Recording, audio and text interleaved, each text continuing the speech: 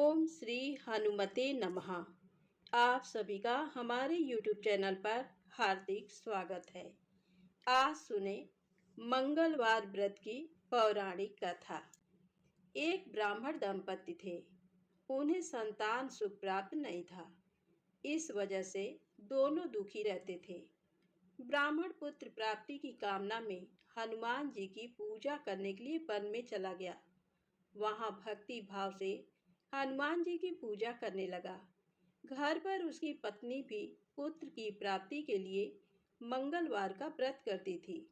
व्रत के अंत में भोजन बनाकर हनुमान जी को भोग लगाने के बाद ही खुद भोजन करती थी। एक बार किसी कारण से वह भोजन बनाकर हनुमान जी को भोग नहीं लगा पाई। उसने अपने मन में प्रण किया कि अब अगले मंगलवार को हनुमान जी को भोग लगाने के बाद ही भोजन करूंगी। 6 दिन तक भूखे रहने के कारण मंगलवार के दिन वह बेहोश हो गई। हनुमान जी उसकी भक्ति, लगन और निष्ठा देखकर प्रसन्न हो गए। उन्होंने प्रकट होकर दर्शन दिए और कहा, मैं तुमसे बहुत प्रसन्न हूँ। तुम्हें एक सुंदर बालक देता हूँ जो तुम्हारी बहुत सेवा करेगा। हनुमान जी ने बाल रूप में दर्शन दिए और अंतर ध्यान हो गए।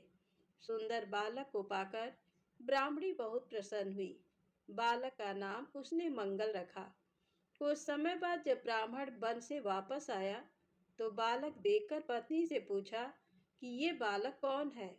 पत्नी बोली, मंगलवार के व्रत से प्रसन्न होकर हनुमान जी ने दर्शन देकर मुझे ये बालक दिया है। ब्राह्मण को विश्वास नहीं हुआ और उसने सोचा कि उसकी पत्नी उससे झूठ बोल रही है और अपना व्यभिचार छुपाना चाहती है। एक दिन ब्राह्मण कुएं पर पानी भरने जा रहा था। ब्राह्मणी ने मंगल को भी साथ ले जाने को कहा। ब्राह्मण मंगल को साथ ले गया। मंगल को नाजायज समझते हुए उसने उसे धकेलकर कुएं में गिरा दिया। पानी लेकर घर आ गया। ब्राह्मणी ने पूछा, मंगल कहाँ है? तो ब्राह्मण कुछ बोलता इससे पहले मंगल मुस्कुराता हुआ घर में घुसा। ये देखकर ब्राह्मण आश्चर्य में पड़ गया। रात को सपने में ब्राह्मण ने हनुमान जी को देखा। वे कह रहे थे कि ये बालक मैंने दिया है। तुम्हारा पत्नी पर शक करना उचित नहीं है। वह पतिव्रता स्त्री है। ब्राह्मण सच जानकर खुश हुआ और शर्मिंदा भी हुआ। इसके बाद ब्राह्मण दंपति हर मंगलवार का व्रत निष्ठा और भक्ति के साथ करते हुए आनंद पूर्वक जीवन जीने लगे। अतः जो व्यक्ति मंगलवार का व्रत रखता है और मंगलवार के व्रत की कथा पढ़ता या सुनता है तो हनुमान जी की कृपा से उसे सर्व सुख प्राप्त होते हैं। तो प्रेम से बोले, हनुमान जी महाराज की जय हो।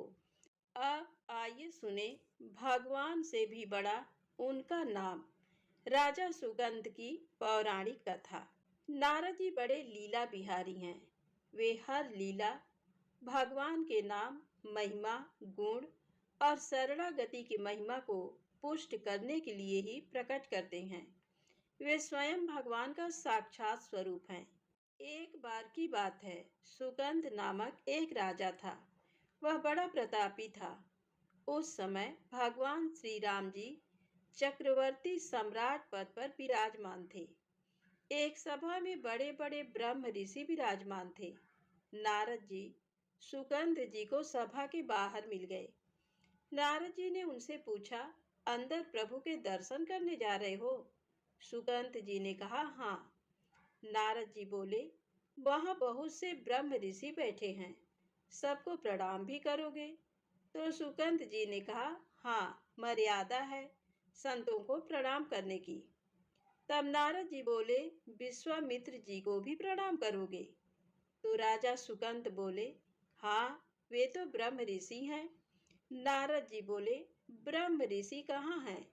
वे तो क्षत्रिय कुल में कौशिक वंश में प्रकट हुए हैं। सुगंध बोले, हाँ, पर उन्होंने तपस्या से ब्रह्म पद प्राप्त किया है। इस पर नारद जी बोले, पर मूल में तो क्षत्रिय ही है ना? तो राजा सुगंध बोले, आप कहना क्या चाहते हैं? नारद जी बोले, उन्हें बस ऐसे ही प्रणाम कर लेना, माथा मत रखना, बाकी सब ऋषियों के आगे माथा टेक लेना। इसके बाद सुकंत जी भगवान के दरबार में गए। उन्होंने भगवान को नमन किया, सभी ऋषियों के चरणों में मस्तक रखा। पर जब विश्वामित्र जी के पास पहुंचे तो केवल हाथ जोड़कर प्रणाम किया, माथा नहीं रखा। इस बात का विश्वामित्र जी ने ध्यान तक नहीं दिया। सभा पूर्ण हुई। इसके बाद नारद जी विश्वामित्र जी के पास आकर बैठे। नारद जी ने विश्वामित्र जी से पूछा, आपने कुछ देखा? विश्वामित्र जी बोले, क्या? तो नारद जी बोले, सुकंत को। विश्वामित्र जी बोले, क्या बात हुई? मैंने तो ध्यान नहीं दिया। नारद जी बोले, सुकंत ने सबको माथा टेक कर प्रणाम किया, आपको बस ऐसे ही प्रणाम कर दिया। विश्वामित्र जी बोले, हाँ उसने ऐसे तो किया, पर इस बात पर मेरा ध्यान नहीं गया। इसका कोई विशेष कारण है? तो नारद जी बोले, हाँ वो कह रहे थे कि आप मूल में तो क्षत्रिय ही हैं, ब्रह्म ऋषि तो आप बाद में तपस्या से बने। ये सुनते ही विश्वामित्र जी को बहुत क्रोध आया। नारद जी ने कहा, उसे दंड तो मिलना ही चाहिए। आप जैसे ब्रह्म ऋषि के साथ ऐसा व्यवहार। नारद जी ने वहां सुकंत को विश्वामित्र जी का अपमान करना सिखाया और यहाँ उनकी शिकायत भी कर दी। इसमें उनका कुछ विशेष उद्देश्य था। विश्वामित्र जी आवेश में खड़े हुए और बोले, रघुनाथ, आपके दरबार में हमारा अपमान हुआ है। श्री राम बोले, प्रभु आपका अपमान? विश्वामित्र जी ने कहा, सूर्य अस्त होने से पहले सुगंध का मस्तक मेरे चरणों में होना चाहिए। इस पर श्री राम जी ने कहा, प्रभु मैं आपके सामने सत्य वचन कहता हूँ, यदि सूर्यास्त से पहले मैं उसका मस्तक आपके चरणों में न डाल दूं तो मैं रघुवंशी नहीं, आप शांत हो जाइए। नारद जी सीधा सुकंत जी के राजमहल में पहुंचे। वो सुकंत जी से बोले, अब तो शाम तक तुम मारे जाओगे। भगवान श्री राम ने संकल्प कर लिया है कि तुम्हारा गला काटकर विश्वामित्र जी के चरणों में डालेंगे। राजा सुकंत जी घबरा गए, बोले, महाराज आपने तो हमें फंसा दिया। हम तो साष्टांग प्रणाम कर लौटने ही वाले थे। आपने ही कहा था कि बस हाथ जोड़ देना। नारद जी बोले, हमें क्या पता था कि बात इतनी बिगड़ जाएगी। अब तो समस्या सच में फंस गई है। सुकंत जी रोने लगे, प्रभु अब कैसे बचे? भगवान ने तो कह दिया है, मैं रघुवंशी नहीं। यदि सूर्यास्त से पहले उसका मस्तक आपके चरणों में ना पहुंचाऊं, और भगवान कभी मिथ्या वचन नहीं कहते, अब तो मैं मारा ही जाऊंगा। कोई उपाय है प्रभु? नारद जी बोले, एक ही उपाय है, हनुमान जी, वही बचा सकते हैं। सुकंद बोले, पर राम जी की आज्ञा का विरोध हनुमान जी कैसे कर सकते हैं? और फिर हमारी पहुंच भी कहाँ है हनुमान जी तक? नारद जी बोले, हनुमान जी को यदि कोई राम जी के अलावा आज्ञा दे सकता है तो वो है माता अंजनी। चलो मैं तुम्हें उनसे मिलवाता हूँ। नारद जी राजा सुकंत को अंजनी माता के पास ले गए। सुकंत जी ने साष्टांग दंडवत प्रणाम किया और रोते हुए कहा, माँ रक्षा कीजिए। माता अंजनी बोली, बेटा बताओ तो सही, क्या समस्या है? सुगंध बोले, माँ त्रिभुवन में अब केवल आप ही हैं जो मेरी रक्षा कर सकती हैं। एक राजा मुझे मारना चाहता है। माता अंजनी ने कहा, मेरा पुत्र महाबली हनुमान है। यदि मैं उसे आज्ञा दूं तो वह कभी मेरी आज्ञा का उल्लंघन नहीं करेगा। जाओ, मैं तुम्हारी रक्षा का व्रत लेती हूँ। नारद जी मन ही मन प्रसन्न हुए। काम बन गया। अब भगवान के नाम की महिमा प्रकट होगी। हनुमान जी से माता अंजनी ने कहा, बेटा मैंने इसकी रक्षा का व्रत लिया है। हनुमान जी बोले, आपकी आज्ञा मेरे सिर आंखों पर। त्रिभुवन में कोई ऐसा पैदा ही नहीं हुआ कि मेरी माँ किसी की रक्षा का व्रत ले और वो उसे मार दे। कौन राजा है जो इसे मारना चाहता है? सुकंद ने हाथ जोड़कर धीरे से कहा, भगवान श्री राम। हनुमान जी सुनकर सन्न रह गए।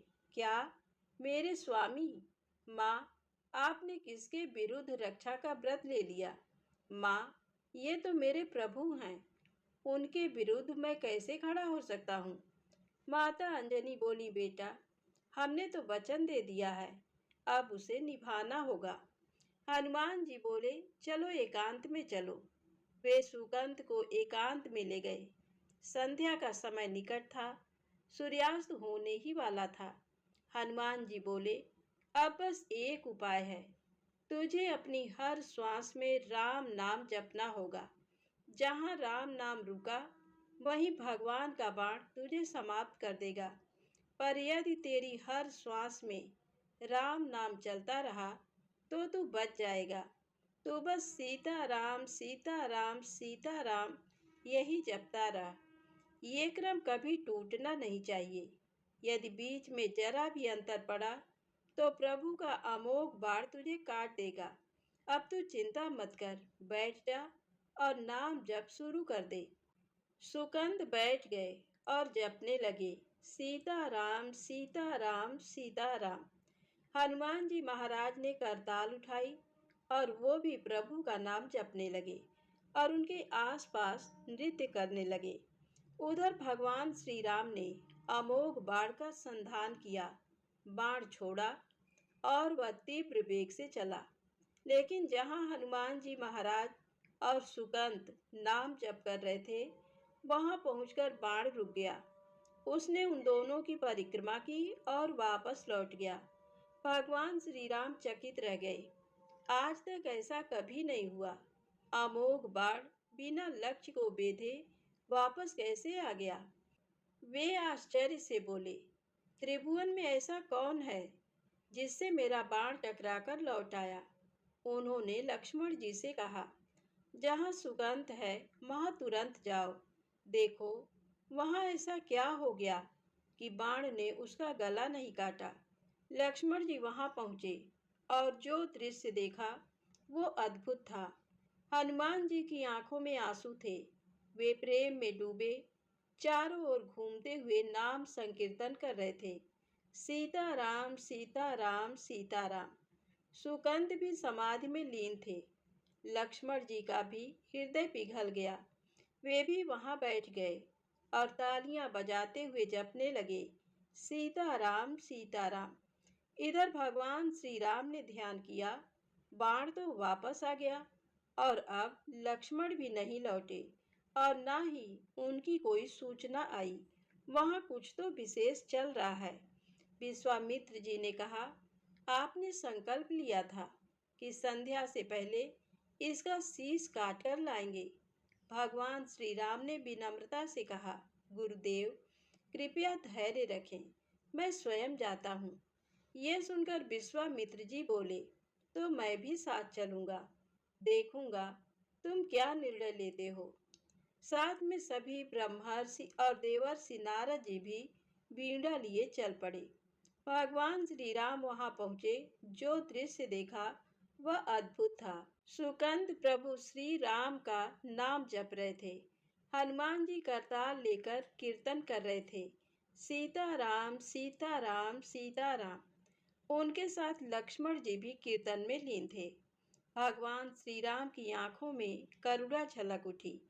अब मुझे समझ आया, प्रभु बोले, जिसके गले में निरंतर मेरा नाम चल रहा हो, वहां मेरा अमोघ बाण भी छेदन नहीं कर सकता। श्री राम ने विश्वामित्र जी से कहा, गुरुदेव, आपने आज्ञा दी थी कि इसका शीश लाना है, लेकिन ये नहीं कहा था कि काट कर ही लाना है। श्री राम ने सुगंध से कहा, रखो अपना मस्तक विश्वामित्र जी के चरणों में। विश्वामित्र जी प्रसन्न हो गए। नारद जी मुस्कुराए और बोले, प्रभु, ना तो राजा सुगंध का दोष है और ना ही विश्वामित्र जी का। मैं बस ये दिखाना चाहता था कि आपके अमोघ बाण से भी अधिक शक्तिशाली आपका नाम है। जिस गले में निरंतर राम नाम गूंजता है, वहाँ सुदर्शन चक्र भी असमर्थ है। नाम जापक एक अमोघ शक्ति से संपन्न हो जाता है। आप नाम जप शुरू करें। कुछ दिन नाम जपने के बाद अगर आपके जीवन में विपत्तियां आने लगें तो हारना मत। ये आपके पुराने कर्मों का हिसाब हो सकता है। चाहे जितनी विपत्तियां आएं, अब नाम जप नहीं छूटना चाहिए। उन विपत्तियों का कोई प्रभाव आप पर नहीं पड़ेगा। हरि के स्मरण से सारी विपत्तियां दूर हो जाती हैं। तो प्रेम से बोलें, हनुमान जी महाराज की जय हो। अब आइए सुने भक्त चरित्र राम नाम की महिमा कथा। प्राचीन काल की कथा है। एक नगर में जीवंती नाम की एक वेश्या रहती थी। लोक परलोक के भय से रहित होकर वह वेश्या व्यभिचार वृत्ति से उदर पोषण किया करती थी। एक दिन एक तोता बेचने वाले से उसने सुंदर देखकर एक छोटा सा सुग्गे का बच्चा खरीद लिया। वेश्या की कोई संतान नहीं थी, इसलिए वह उस पक्षी शावक का पुत्रवत पालन करने लगी। प्रातःकाल उठते ही उसके पास बैठकर उसे राम राम पढ़ाती। जब वह नहीं बोलता तब उसे अच्छे अच्छे रस भरे फल खाने को देती। सुआ राम राम सीख गया और अभ्यास बस बड़े सुंदर स्वरों से वह रात दिन राम राम बोलने लगा। वेश्या छुट्टी पाते ही उसके पास आकर बैठ जाती और उसी के साथ वह भी राम राम का उच्चारण किया करती। एक दिन एक ही समय दोनों का मृत्यु काल आ गया। राम उच्चारण करते करते दोनों ने प्राण त्याग दिए। सुआ भी पहले का पापी था, अतएव दोनों पापियों को लेने के लिए चंड आदि यमराज के कई दूत हाथों में फांसी और अनेक प्रकार के शस्त्र लिए वहां पहुंचे। इधर विष्णु तुल्य पराक्रमी शंख चक्र गदाधारी भगवान विष्णु के दूत भी आ उपस्थित हुए। उन्होंने यमदूतों से कहा, तुम लोग इन दोनों निष्पाप जीवों को क्यों फांसी में बांध रहे हो? तुम किसके दूत हो? यमदूत ने कहा, हम महाराज सूर्यपुत्र यमराज के किंकर हैं। इन दोनों पापात्माओं को यमपुरी में ले जाते हैं। विष्णु दूत क्रोध से हंसकर कहने लगे, इन यमदूतों की बात तो सुनो। क्या भगवान का नाम लेने वाले हरि भक्त भी यमराज से दंड पाने योग्य हैं? दुष्टों का चरित्र कभी उत्तम नहीं होता। वे सर्वदा ही साधुओं से द्वेष रखते हैं। पापी मनुष्य अपने ही समान सबको पापी समझा करते हैं।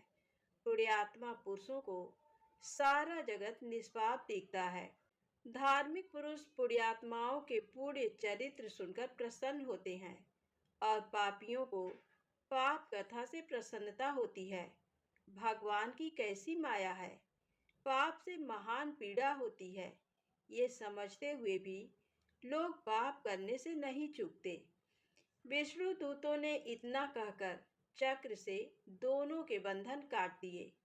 इस पर यमदूतों को बहुत क्रोध आया और वे विष्णु दूतों को ललकार कर बोले, तुम लोग पापियों को लेने आए हो? ये जानकर बड़ा आश्चर्य होता है। यदि तुम लोग बलपूर्वक उन्हें ले जाना चाहते हो तो पहले हमसे युद्ध करो। दोनों पक्ष के दूतों में घोर युद्ध होने लगा। अंत में विष्णु दूतों से पराजित होकर अपने मूर्छित सेनापति चंड को उठाकर हाहाकार करते हुए यमदूत यमपुरी को भाग गए। इधर विष्णु दूतों ने हर्ष के साथ जय ध्वनि करके दोनों को विमान में बैठाया और विष्णु लोक को ले गए। रक्ताक्त कलेवर यमदूत यमराज के सामने जाकर रोने लगे और बोले, हे सूर्यपुत्र महाबाहो, हम आपके आज्ञाकारी सेवकों की विष्णु दूतों ने बहुत ही दुर्गत की है। आपका प्रभुत्व अब कौन मानेगा? ये पराभव हमारा नहीं परंतु आपका है। यमराज ने कहा, हे दूतों, यदि उन्होंने मरते समय राम इन दो अक्षरों का स्मरण किया है तो वे मुझसे कभी दंडनीय नहीं हैं। उस राम नाम के प्रताप से भगवान नारायण उनके प्रभु हो गए। संसार में ऐसा कोई पाप नहीं है जिसका राम नाम स्मरण से नाश ना हो जाए। जो प्रतिदिन भक्ति पूर्वक मधुसूदन का नाम लेते हैं, जो गोविंद केशव हरे जगदीश विष्णु नारायण प्रणत वत्सल और माधव इन नामों का भक्ति पूर्वक सतत उच्चारण करते हैं, जो सदा इस प्रकार कहते हैं, हे लक्ष्मीपते सकल पाप विनाशकारी श्री कृष्ण मधुसूदन, आप हम लोगों को अपना दास बनाए। वे लोग मुझसे दंड पाने के योग्य नहीं हैं, जिनकी जीभ पर दामोदर ईश्वर अमर वृंद सेव्य श्री वासुदेव पुरुषोत्तम और यादव आदि नाम विराजमान रहते हैं। मैं उन लोगों को प्रतिदिन प्रणाम करता हूँ। जगत के एकमात्र स्वामी नारायण मुरारी का महात्म कीर्तन करने में जिन लोगों का अनुराग है, हे वीरों, मैं उनके अधीन हूँ। जो भक्त भगवान विष्णु की पूजा में लगे रहते हैं, जो कपट रहित हो एकादशी का व्रत करते हैं, जो विष्णु चरणामृत को मस्तक पर धारण करते हैं, जो भोग लगाने के बाद प्रसाद ग्रहण करते हैं, जो तुलसी सेवी हैं, जो अपने माता पिता के चरणों को पूजने वाले हैं, जो ब्राह्मणों की पूजा और गुरु की सेवा करते हैं, जो दीन दुखियों के हृदय को सुख पहुँचाते हैं, जो सत्यवादी लोकप्रिय और शरणागत पालक हैं, जो दूसरों के धन को विष के समान समझते हैं, जो अन्न जल भूमि का दान करते हैं, जो प्राणी मात्र के हितैषी हैं, जो बेकारों को आजीविका देते हैं, जो शांत चित्त हैं, जो जाति के सेवक हैं, जो दंभ क्रोध मद मत्सर से रहित हैं, जो पाप दृष्टि से बचे हुए हैं और जो जितेंद्री हैं, उनको मैं प्रणाम करता हूँ। मैं उनके अधीन हूँ। ऐसे लोगों को मैं कभी नरक के लिए नहीं भेजता। ऐसे लोगों की मैं कभी नरक के लिए चर्चा भी नहीं करता। भगवान व्यास ने कहा, यमदूत इस प्रकार यमराज के द्वारा समझाए जाने पर भगवान का महात्म्य जान गए। भगवान नाम वेद से भी अधिक है। राम मंत्र सब मंत्रों से अधिक महत्व का है। राम नाम का पूरा प्रभाव भगवान महादेव जी ही जानते हैं, अन्य कोई भी देवता नहीं जानते। राम नाम के उच्चारण में कोई श्रम नहीं होता, सुनने में भी बड़ा सुंदर है, तो भी दुष्ट मनुष्य इसका स्मरण नहीं करते। जब अत्यंत दुर्लभ मुक्ति राम नाम से मिल सकती है, तब राम नाम को छोड़कर और करने योग्य काम ही कौन सा है। जब तक राम नाम का स्मरण चालू नहीं होता, तभी तक पाप रहते हैं। अतएव सबको श्री राम नाम का जप करना चाहिए। श्री व्यास जी फिर कहने लगे, मृत्यु समय में राम नाम स्मरण करने से पापात्मा भी मोक्ष को प्राप्त होता है। राम नाम समस्त अमंगल का नाश करने वाला, मनोरथ पूर्ण करने वाला और मोक्ष देने वाला है। इसलिए बुद्धिमानों को सदा राम नाम स्मरण करना चाहिए। जिस समय मनुष्य राम नाम स्मरण नहीं करता, वही समय व्यर्थ जाता है। ये मैं सत्य कहता हूँ। जो रसना राम नाम के रस भेद को जानती है, तत्वदर्शी मुनिगण कहते हैं कि बस वही रसना है। मैं सत्य सत्य और फिर सत्य कहता हूँ कि राम नाम स्मरण करने वाले मनुष्य कभी विषाद को प्राप्त नहीं हो सकते। तो प्रेम से बोलें, श्री राम जय जय राम।